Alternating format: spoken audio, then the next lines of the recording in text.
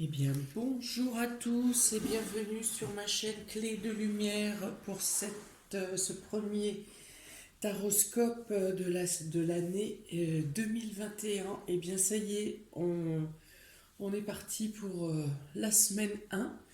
Je souhaite une très bonne et très joyeuse année à chacun, en espérant que vos fêtes se sont bien déroulées, que tout s'est bien passé, que les problématiques ont pu s'arranger, ont pu s'adoucir. Et donc on est parti maintenant pour les signes de feu pour la semaine 1. Donc ça doit être du 4 au 10 janvier 2021. On est parti, donc Bélier, Lion, Sagittaire. Que vous réserve cette première semaine? Alors ici, avec la carte de la route, on parle de déplacement, on parle peut-être de retour, il peut y avoir déménagement. Voilà, il y a quelque chose ça bouge. En tout cas, ça bouge. Il y a du mouvement. On va voir qu'est-ce que cela concerne et pourquoi. Donc un homme. Donc des déplacements pour un homme peut-être professionnellement dans le cadre du travail pour faire des déplacements. Il peut y avoir une mutation professionnelle. Là encore, c'est une carte d'action, une carte masculine, une carte qui invite au mouvement, à l'agitation. Alors, il peut y avoir une organisation à faire pour un déplacement, pour un voyage, pour un déménagement, pour une mutation, une fois de plus. Voilà, donc là, on met en place quelque chose concernant un voyage. Ici, il peut être question d'un homme qui rejoint une jeune femme, quelqu'un de plus jeune, oui, quelqu'un de plus jeune que lui, donc ça peut être aussi sa fille ou quelqu'un de plus jeune, hein, une petite sœur, une, un amour hein, peut-être. Mais alors quelqu'un qui se déplace parce qu'il a reçu ou il est notion d'un message inquiétant, d'un message qui alerte, d'un message suspicieux. Alors la carte de la jeune fille, de la jeune femme riche représente quelqu'un qui notamment, habituellement a une bonne présentation. Quelqu'un qui aime bien s'habiller, de beaux accessoires, de beaux bijoux, voilà, de bonne présentation, du parfum, enfin voilà, un peu goût de luxe. Même si maintenant tout ça c'est à la portée de tout le monde. Voilà, donc il peut y avoir un message inquiétant d'une personne qui peut, je pense, là, peut être question de problèmes financiers, de perte de quelque chose. Peut y avoir un homme, donc un papa ou un conjoint qui se déplace pour un problème de véhicule, par exemple, pour quelqu'un d'autre. Voilà, quelqu'un qui est bloqué sur la route, une panne ou un accrochage, un petit accident pas grave, mais en attendant le véhicule est immobilisé, il n'y a pas moyen de... Voilà, donc il y a cette notion de déplacement pour un problème sur la route. Ici, voilà, donc c'est la carte de la morosité, donc ça inquiète un peu quand même, hein, ça rend triste, triste, pas d'une tristesse morbide, mais une tristesse, voilà, c'est inquiétant, ça pose des questionnements. Comment résoudre le problème? Comment faire pour se déplacer? Voilà, donc il y a une problématique qui se pose. Voilà, ici, avec la carte de succès, les choses sont rétablies. Il y a un blocage qui bloque peut-être une demi-journée, voire 24 heures. 36 maximum, mais les choses se résolvent. Hein. C'est peut-être aussi, il est peut-être question d'un déplacement d'un amoureux pour voir un autre amoureux. Et donc, le fait, avec cette problématique de déplacement, des doutes s'installent au niveau du cœur, à savoir est-ce qu'il me raconte pas des bobards, c'est juste une excuse, voilà, ceci, cela. Donc les doutes, surtout s'il s'agit d'une relation naissante ou d'une première rencontre, ces questionnements peuvent se mettre dans la tête, hein, peuvent inquiéter. Mais la situation sera vite rétablie avec les élans d'amour qui seront bien en place. Alors, on continue. Ici, il peut y avoir quelque chose de stressant aussi par rapport à une personne plus âgée. Par rapport à une femme plus âgée, il peut y avoir une question angoissante, quelque chose qui gêne, quelque chose qui dérange, une inquiétude. Alors là, je vois, j'ai pas de carte de santé, donc ça concerne pas la santé. Et par contre, avec le coquillage, on peut parler d'une personne âgée ou plus âgée qui est à distance. Donc, qui peut être en problématique et du coup, ça va vous impacter, ça va vous interroger, vous allez vous essayer de chercher des solutions. Voilà, vous êtes inquiet par une personne qui est, moi je dirais une personne seule, d'un certain âge, hein, on est à plus de 60 ans là, voilà, qui est isolée, ou peut-être une personne qui voudrait faire un voyage mais qui peut pas se déplacer, voilà, peut-être avec de nouvelles restrictions qui seront mises en place. Mais voilà, vous êtes angoissé pour une personne plus âgée. Ou si vous êtes dans la tranche d'âge de 60 à 50, 60 ans, vous avez organisé, vous auriez aimé effectuer un voyage et voilà, des choses sont remises en question. Vous n'avez pas la certitude de pouvoir partir. Alors, peine et travail et vol. Voilà.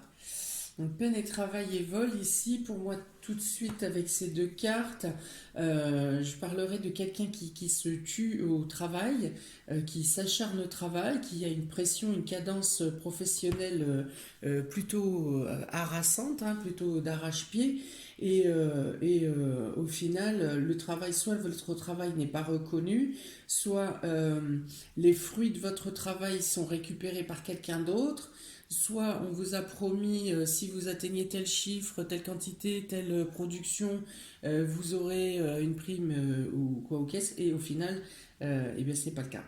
Au final, ça ne tombe pas. Donc voilà, il y a une notion de cadence. Alors, ça peut être dans le travail, mais ça peut être aussi dans les tâches quotidiennes, hein, pour ceux qui n'ont pas d'emploi. Ça peut être une charge de travail au quotidien, c'est-à-dire s'occuper de la maison, des enfants, des courses, de ci, de ça.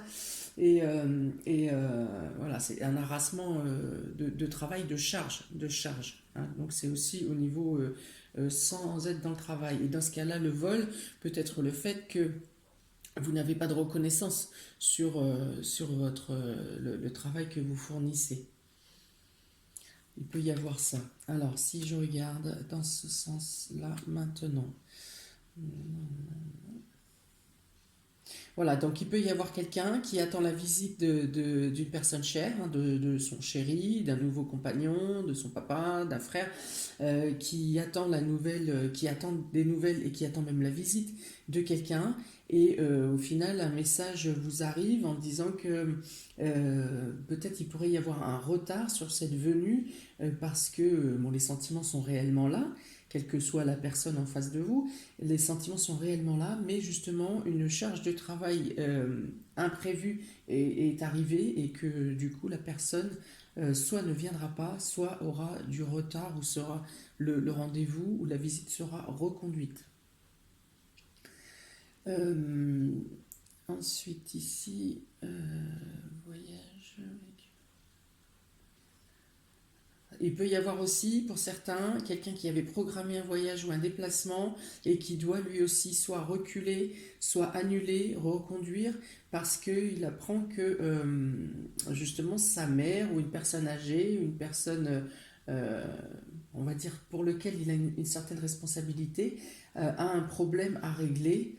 Dans sa famille ou dans ses proches. Voilà. Et donc il va devoir reculer un déplacement donc là, ça peut être du coup professionnel ou déménagement ou mutation. Ça va être reculé ou ça va poser une problématique. En tout cas, durant cette semaine, il est possible que vous mettiez un peu de côté cette histoire, cette organisation de déplacement pour vous occuper d'une personne plus âgée qui a des problématiques concernant ou un voyage ou alors là, je voyais pas de problème de médical, mais il peut y avoir si quand même quelque chose qui coince ici, hein. Là, avec ces engrenages, il y a une notion de quelque chose qui coince Alors ça peut être le dos coincé, ça peut être dans le pire des cas quelque chose qui se bouche au niveau des artères ou quelque chose comme ça. Euh, donc oui, il peut y avoir, vous pourriez avoir, pour certains, ça ne concerne pas, prenez ce qui résonne en vous, une personne de votre entourage, une personne âgée, donc je dirais plutôt votre maman ou votre grand-mère, ou enfin quelqu'un qui vous tient à cœur en tout cas, qui peut y avoir un problème à régler, et du coup notamment un problème soit de voyage, soit de départ, soit de vol, il peut y avoir une question de vol aussi, ou une question de blocage d'eau ou blocage artère. Bon, ensuite j'ai pris 2 cartes supplémentaires pour chaque, on voit toujours, pour chaque signe. Donc pour les béliers, j'ai tiré la carte de l'homme et la carte de l'alpha. Donc là encore, il est question de l'homme. Donc si vous êtes un homme, bien sûr, ça vous correspond. Si vous êtes une femme, ça correspond à un homme important de votre entourage. Il est question, ou dans tous les cas, il est question d'action. La carte de l'homme amène à l'action. On bouge, on rentre en mouvement. Et là, on entre en mouvement pour commencer quelque chose. La carte de l'alpha, c'est le début de quelque chose. Vous mettez en place un projet et au-delà de ça, je pense que vous commencez un projet pour lequel vous avez déjà planifié toutes les lignes courant 2020. Donc là, il est question de passer à l'action, de mettre en place des choses que vous avez prévues, que ce soit des projets, que ce soit des déplacements, que ce soit des travaux. Vous passez à l'action. La semaine 1, les choses commencent, ça avance. Le rouage, l'engrenage est défait et débloqué et la machine se met en route. Pour les lions, amour. Alors, pour les lions, amour et mort. Plusieurs significations. Il peut y avoir une transformation dans le couple ou dans la relation, quelque chose de vous passez une étape, ou vous avez passé une étape et vous débutez une nouvelle façon de gérer dans le quotidien votre amour, votre relation. Vous pouvez ouvrir les yeux, avoir une illumination sur votre compagnon, votre compagne. Vous la voyez de telle manière et là vous ouvrez les yeux pour la voir ou le voir d'une autre manière.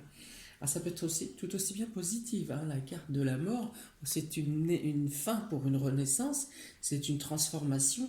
Alors bien sûr, textuellement, pour certains, il va y avoir la fin d'une relation, la rupture. Hein.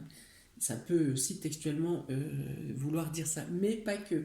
Ça peut être la transformation de la relation. Ça peut être affectif aussi, hein. Là c'est l'amour, mais c'est aussi tout ce qui représente l'affectif. Ça peut être la relation avec la fratrie, ça peut être la relation avec des amis, ça peut être la relation avec des collègues, enfin des collègues qu'on estime quand même plutôt pas mal, hein, avec le cœur. Hein, c'est pas... Voilà. Donc il y a quelque chose qui se transforme, il y a quelque chose qui change au niveau relationnel et affectif. Je pense que pour beaucoup quand même il y a une transformation positive qui amène à un nouvel élan de la relation, ou en tout cas le fait de la voir d'une autre manière.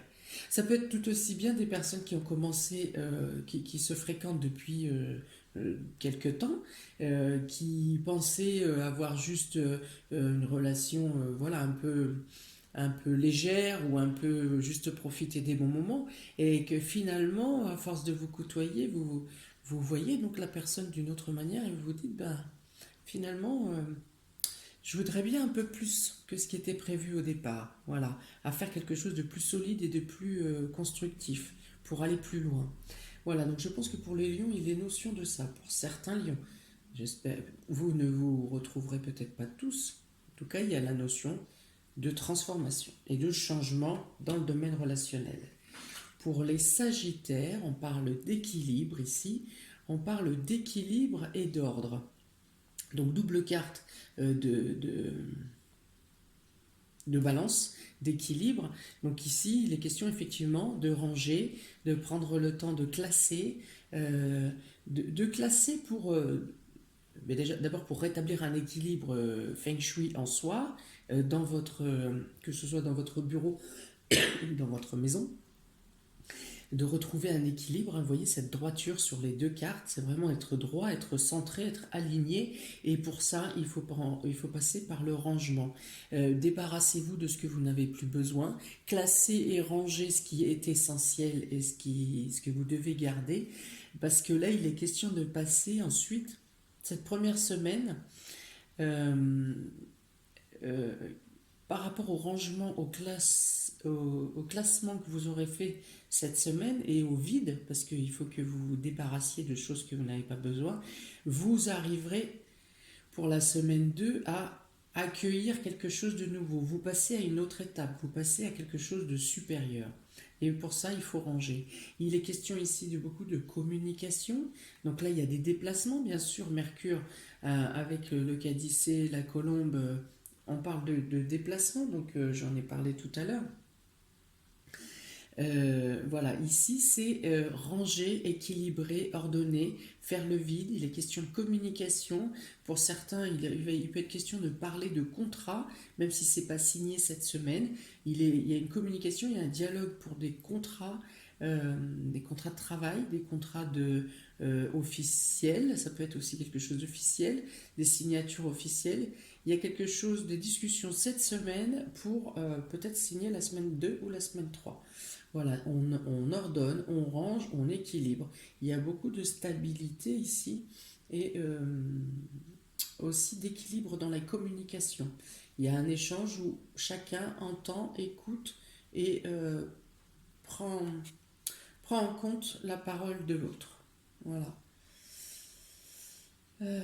On dit aussi que si vous hésitez à suivre un ordre de rangement, par exemple de classement, vous allez trouver au fur et à mesure. Commencez. Si au départ vous ne savez pas comment vous y prendre, commencez et au fur et à mesure que vous allez ranger, vous allez trouver les solutions. Si vous avez une décision à prendre, c'est pareil. Avancez-vous dans une première esquisse de réponse et en réfléchissant à ce que la personne en face peut dire, euh, pourrait répondre, vous allez trouver la réponse finale. Vous dites communiquer aussi pour trouver, si vous êtes incertain sur une situation, sur une décision à prendre, communiquer, on vous donnera la bonne solution. Le fait de parler vous amènera la bonne solution. Voilà pour vous, signe de feu. J'espère que ça aura parlé un maximum. N'hésitez pas à me mettre un commentaire pour voir de quelle manière ça résonne en vous pour cette semaine du 4 au 10 janvier. Qu'est-ce que je... Oui, mettez un commentaire. Ensuite, abonnez-vous, partagez. Peut-être que ça peut parler à d'autres personnes qui en auront besoin. Euh, Si vous souhaitez une guidance personnalisée, vous avez mes coordonnées, mon mail, ma page Facebook, mon Messenger dans le descriptif sous la vidéo. Donc, vous pouvez me joindre si vous avez besoin d'une guidance personnalisée. Je vous souhaite plein de bonnes choses pour cette première semaine, amis des signes de feu, Bélier, Lion, Sagittaire. Et je vous dis à très bientôt pour de nouvelles vidéos. Ciao!